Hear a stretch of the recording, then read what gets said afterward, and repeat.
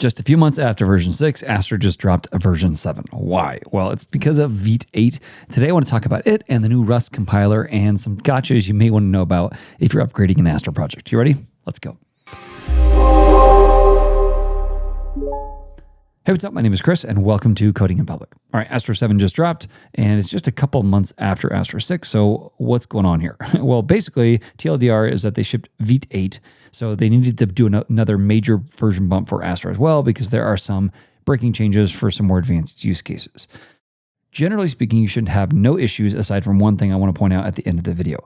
You'll notice here that it builds anywhere from 15 to 61% faster. There's a bunch of other cool stuff in Astro 7 as well, including some cool caching stuff for Netlify, Vercel, and Cloudflare, and then also advanced routing using like a fetch.ts file, which I'd love to talk about, so let me know if you have interest. There's also some helps for AI-assisted development that basically puts outputs structured JSON for logs so that it's easier for agents to figure out what's going on.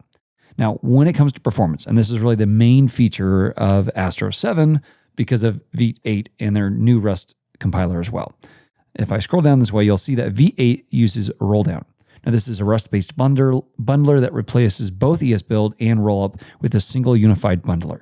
Now, there's a lot of advantages here, and Vite has been pushing for this for some time. Version 7 of Vite did a bunch of setup for this, so it's been well kind of documented that this is where we're going, and you'll see 10 to 30 times faster than a Rollup.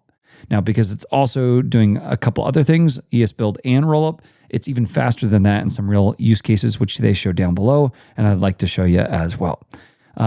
Without getting too much into the details, I'll let you read some of this yourself, but you'll see that Astro build, when you run that command, does two things. It bundles the site's pages, content, and client components into JavaScript. This is really where they put most of their time because this is where the heaviest load is for a lot of people.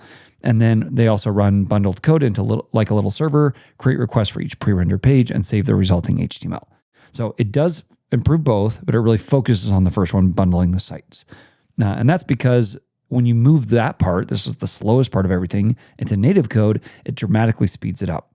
Now they're showing here 15 to 61% faster, and they actually give a bunch of examples.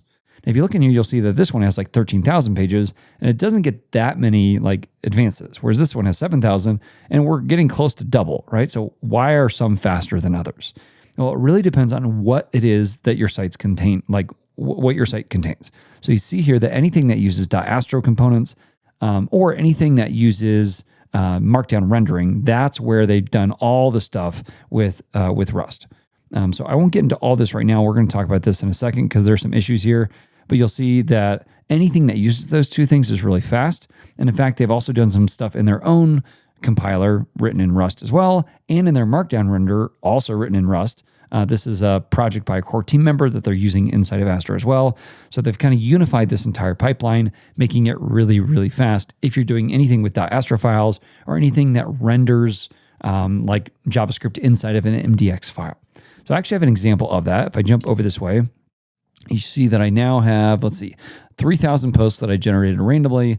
And you'll see that they do import an Astro component that runs some JavaScript. So this is the exact pipeline that's being used whenever we're pulling this in using the new compiler and Vite 8, as I understand it. All right, so you'll see over here, I also have an Astro page that's paginating the posts 10 at a time. So this is a prime example of what you can do. Now, I actually ran one up here. This is version 7, Astro 7. This is the last of version 6. And you'll notice that we're not quite double, but just about there, right? That's because each of these right here, this is using the new Rust compiler and Vite 8. This is still using Vite 7, and it's using the old compiler. So you can see that there are genuine advantages. I've done nothing other than create those .mdx files and then those Astro paginated routes, but those are the exact flows that you can see massive increases on as well.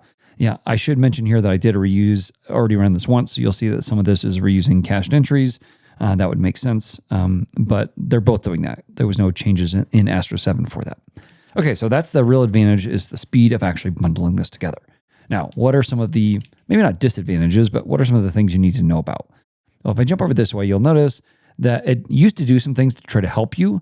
Ultimately, though, those were like bugs it was trying to kind of patch over and almost act like a browser. So for instance, it would try to correct your HTML if it wasn't quite properly working. This is how the Go compiler worked under the hood that they were using.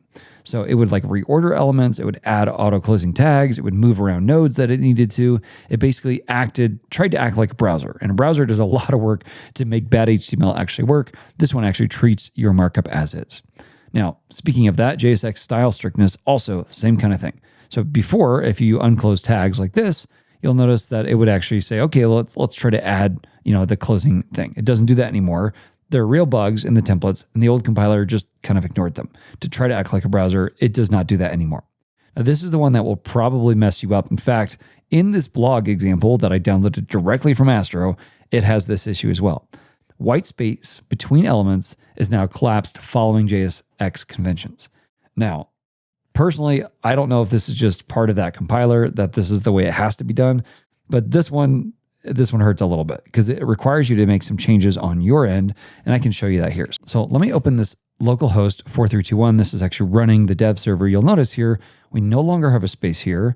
We no longer have spaces here because it's removed those spaces. Now, what does this actually look like? You'll see it down here as well. What's happening if I jump back over this way? Let's just look at that index route. Here is you'll see I have right here this anchor link, and it's removed this space right here. Now, you might know in JSX, if you want to add a space, you can just do this, and then that adds a space. But you know what? I don't really like that. All right, so if I come back over here and we refresh, I think it was this one maybe. Did I do that right? Yeah, the official Astro blog starter template. Okay, that's fine. I can come in and do that on all these. Does this sound like fun to you? We've also got to do the same thing here and like this and move this over here. And now we have a space here as well. I got to do that everywhere. And it's really impossible to tell because it's still going to build exactly as you expect. Now, don't worry, there is an escape hatch. If you come over here and do Astro config, and let's come inside just kind of the main config here, you can add compressHTML and set this to true. Thank you, Astro. So now if I come over here and refresh, you'll notice they all work as before. So you can't just add that. In fact, that's what I'm going to do for all of my projects. And then in the future, as I add stuff, I'll just try to write it kind of as the compiler expects. So that's the one major gotcha here. And I'm assuming that this is just because of the compiler and the way it's coded. And they're trying to kind of stick to more standard JSX practices. Thankfully, they give you this nice little escape hatch. And so that should be helpful because that was actually one of the things I really liked about the style of JSX that you could write in Astro. Now, there are some other benefits you get to this as well. So I mentioned a moment ago that they are using this Markdown MDX pipeline called Satiri, I think it is. This is by an Astro core team member, Erica, and they have written this processor, and then it's just being used inside of Astro. Now, the real benefit here is it's using a lot of the same, it's using Rust under the hood and a lot of the same pipeline here.